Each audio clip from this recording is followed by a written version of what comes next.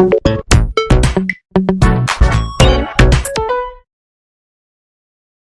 guys, it's Alex with the Unboxing Project. Today we've got March's Lucky Tackle Box. Same box it always comes in. Contents of this box are highly addictive and may lead to exaggerated stories.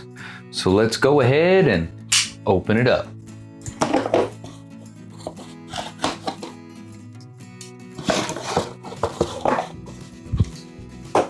All right, so we've got our nice fancy paper.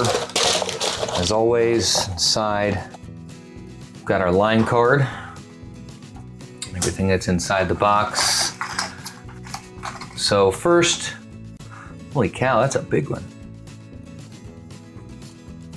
Lifelike lures, live target, lifelike lures. And it's a frog.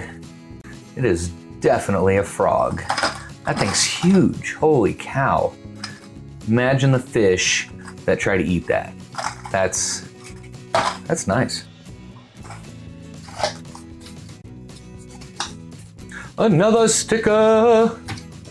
Love me some stickers. Some more lip balm. Very nice. Very, very nice.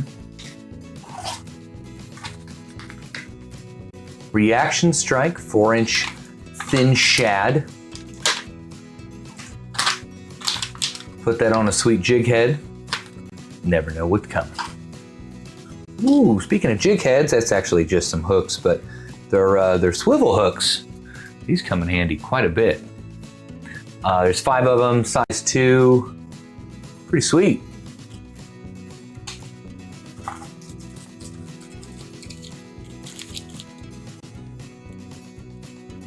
Fishing Frugal lures made in the USA.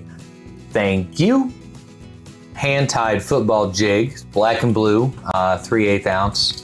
So that one's got the jig head with all the plastic fluffy stuff on the back. That, yeah, that'll be nice. Got some